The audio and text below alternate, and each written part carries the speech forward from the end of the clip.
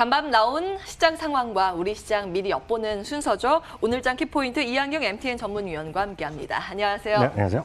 예, 그 간밤 미증시는 계속 달리더라고요. 특히 네. 이제 나스닥은 어제 이어서 또 신고가인데 네. S&P 500 지수가 함께 신고가를 달리는 모습도 특징적이었죠. 네, 맞습니다. 나스닥은 여전히 사상초과 행진을 계속 해왔었거든요. 한 달 전부터 사상초가 먼저 갔었는데요. S&P 500이 못 쫓아갔었죠. S&P 500이 거의 4-5번 도전 끝에 오늘 드디어 장중 사상초가도 갈아치웠고요. 예. 종가 기준으로도 오늘 사상초가를 결국은 기록했습니다. 선봉에 섰던 것은 역시 기술주, 그리고 커뮤니케이션 서비스 이런 것들이, 그리고 임의 소비재에서 일부가 포함되어 있는 소위 큰, 우리가 크게 봐서 빅테크라고 불리는 것들이 다 거기 업종에 속해 있는데요. 그런 것들이 여러분 화면에 보이시는 거 대부분 초록색으로 보여져 있는 그림이 되겠고요. 빨간색은 흔히 얘기해서 경기 민감 섹터, 그리고 경제활동 재개에 관련된 것들인데, 아시다시피 코로나19가 다시 좀 확산되는 모습 아닙니까? 이러다 보니 그런 것들이 상대적으로 쉬고 오늘 빅테크가 또 오늘 달리는 그런 하루가 되겠습니다.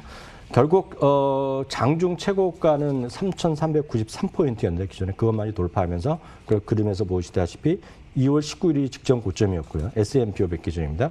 3월 23일 날이 최저점이었고요. 그 이후부터 정확하게 오늘까지 54%가 올라오면서 오늘 다시 한번 2월 19일 가격 이상으로 올라가면서 사상 초가를 기록했습니다. 많은 분들이 뜨아합니다. 왜냐하면 지금 실적도 별로 좋지 않고 그리고 분위기도 성 좋지 않은데 왜 사상초가냐는 것에 대한 질문을 모건스탠리는 이렇게 얘기하고 있습니다. 최근 어찌됐건 발표된 경제 지표들이 나름 괜찮았단 말이죠. 고용 지표도 나름 괜찮았고 특히 주택 지표가 상당히 긍정적으로 나오고 일부 지표는 사상 최고 수준까지 나오고 있을 정도니까 경제 지표가 좋은데다가 2분기는 이익이 분명히 마이너스 33% 정도 되거든요. 많이 줄어서 우리나라보다 더 이 감소폭이 컸는데 생각 전망은 마이너스 44%였기 때문에 생각보다는 좋았다는 거죠. 그러니까 83% 기업이 어닝 서프라이즈를 했습니다. 이익이 감소됐더라도 생각보다 좋은 거거든요. 이런 것들이 여전히 두 가지 정도가 주식시장을 끌어올리는 힘이 되겠고요. 네, 워낙에 이제 그동안 눈높이가 낮아져 있었기 맞습니다. 때문에 요거가 조금 넘어가도 시장이 환호하는 분위기예요. 맞습니다. 그러다 보니 제가 그림 보여드리면 명확하실 텐데 2월 19일 고점부터 시작해서 이제 베어마켓에 들어간 거 아닙니까? 그것을 회복하는데 불과 126일 만에 전고점을 회복하는 놀라운 그런 복원력을 일단 보여준 최근 4, 5개월의 모습이었습니다. 예. 이제 시장이 베어마켓의 종지부를 찍었다 이런 평가도 나오고 있긴 한데 한번 계속 보기는 해야 될 것 같습니다. 이제 거래량이 수반되면서 최고치를 갔으면 더 좋았으련만 그런 분위기는 아니어서 이제 지속성에 대해서는 들여다보도록 하고요. 이제 종목별로 봤을 때는 여전히 기술주 쪽으로만 쏠림 현상이 가속되는 움직임이었어요. 네, 맞습니다. 그래서 빅테크란 것들, 뭐 아마존이나 예를 들어서 애플 뭐 이런 것들이죠. 아마존 당연히 오늘 4% 이상 올라가면서요. 사상 최고가를 기록했었고요. 넷플릭스도 오늘 나름 크게 반등했습니다. 1.3% 정도 올라갔고요.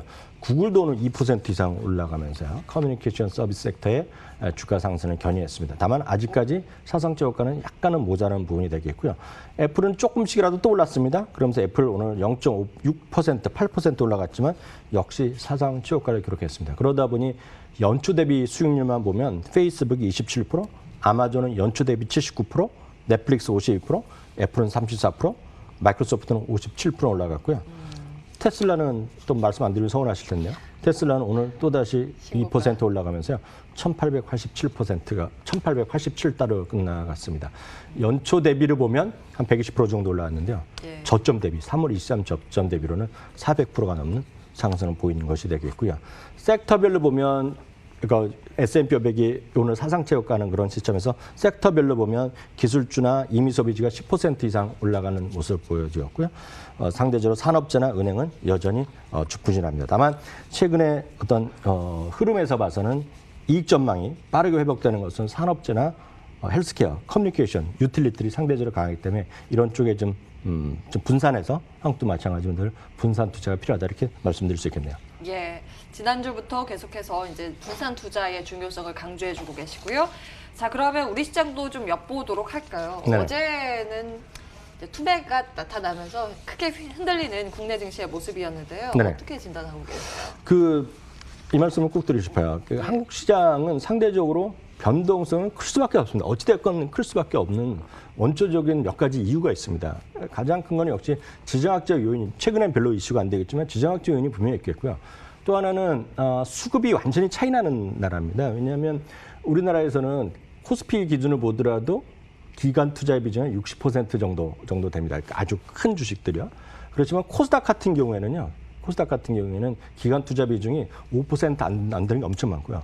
웬만한 게 10%가 안 되기 때문에 90%가 개인입니다. 그래서 우리나라 그 대형주의 시가총액 상위 주식만 기관 투자가 있고 대부분이 개인들이 매매를 하기 때문에 중소형. 개인들의 조금씩 흔들릴 때마다 크게 주가가 움직일 수밖에 없는데요.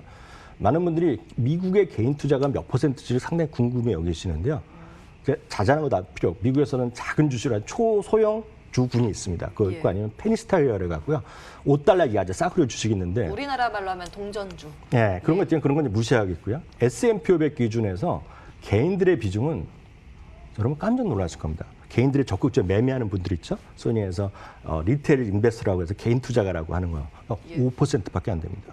예. 워낙 시장 규모가 크다 보니까. 시장 규모가 크고 기관 투자가나 전 세계 기관 투자가 들어가 있기 때문에 개인들이 5% 정도밖에 안 돼요. 전체적 평균으로 보면 적극적 매매. 개인들도 이제 펀드나 이런 거는 무시하고요. 제가 말씀드린 건 개인의 적극적 매매하는 분들 5%밖에 안 되기 때문에 시장 변동성이 기본적으로 작을 수밖에 없습니다. 그걸 좀 염두에 두셔야 되겠는데요. 중요한 거는 제가 매주 월요일마다 이익 전망의 변동성을 제가 보여드리는데요. 어저께 조금 우리나라 좀 떨어지니까 또 이제 10% 떨어진다는 얘기예요. 기본적으로 많이들 언론에서 얘기하고 증권사에서도 경고의 목소리를 얘기하는데 저는 이 그림만 보시면 많은 분들이 너무 그렇게 큰 걱정을 하지 않으셔도 될 것 같습니다. 이게 뭐냐면 전 세계예요. 지역별 아니면 국가별로 12개월 예상 실적 주당 이익의 증가율을 보여드리는 겁니다. 증가 내지 마이너스를 보여드리는 건데요. 왼쪽에서 보면 전체 지역인데요. 전체 지역에서 보면 미국이 유독 올라갑니다. 미국이 이익 증가율이 큰다. 그 이익이 전망 자체가 올라가는 그것 때문에 올라가고 있는 것이 되겠고요. 전 세계는 1.2% 증가하지만 미국의 힘이 단연 큽니다. 크기 때문에요. 그럼 오른쪽 보면 아시아인데요. 아시아에서는 크게 보면 두 나라밖에 없습니다. 우리가 주식 투자할 만한 나라들은 대만이랑 우리나라입니다. 지금. 무슨 말씀이냐면 대만이랑 우리나라, 아시아에서는 그리고 전 세계에서 미국 정도, 유럽의 일부가 있고요. 이런 나라들이 이익 전망 자체가 올라가고 있거든요. 이익 전쟁이 올라가고 있다는 거는 시장이 이렇게 떨어질 이유가 별로 없다는 겁니다. 그래서 물론 많이 올라갔고 개인들 중심이 있고 어저께는 이제 코로나19 재확산되면서 1단계, 2단계 얘기하면서 겁나는 얘기가 엄청 많이 나온 거 아닙니까? 그러니까 투매가 나올 수 있겠으나 제가 보기에는 시장 너무 그렇게 크게 걱정하지 않으셔도 된다 말씀드리겠고요. 어찌되었건 계속 똑같은 말씀드리지만 언택트라든가요. 네이버가 됐건 카카오다 뭐 다 마찬가지입니다. 게임이 됐건요. 배터리, LG화 다 마찬가지 있지 않습니까? 그리고 인터넷, 네이버, 카카오 이런 거 있죠. 증권, 여러분 다 아시는 거죠. 이런 섹터들은 주가도 많이 올랐지만 진짜 이들은 이익 전망이 계속 좋아지고 있고 증가하는 쪽입니다. 굳이 하나 더 있다면 여러 번 말씀드렸던 비비고 같은 CJ 같은 거 있죠. CJ젤다. 이런 것도 이익 전망이 올라가고 있거든요. 이런 쪽은 제가 보기에 여러분들 계속 장기 매수 보유 입장 여전히 말씀드리겠고요. 전체적인 틀에서 너무 지금 시장이 휩쓸리지 않으시길 저는 권해드리고 싶습니다. 그러니까 해외에서도 봐도 지금 한국의 수출 회복에 좀 주목을 하고 있는 편이거든요. 그러니까 MSCI 코리아 이익 수정 비율을 계속 보고 있는데 2년 만에 플러스 전환이 됐습니다. 그러니까 맞습니다. 이익 조정치에 대해서 긍정적인 평가가 해외로부터도 들려오고 있다라는 점도 이제 이런 말씀을 계속 해주고 계시는 거예요. 그러니까 추가 조정의 칼날 같은 그 무서운 충격까지는 나올 가능성이 좀 적다라는 쪽으로 말씀을 주셨습니다. 오늘장 키포인트 이한경 전문위원과 함께했습니다. 말씀 고맙습니다.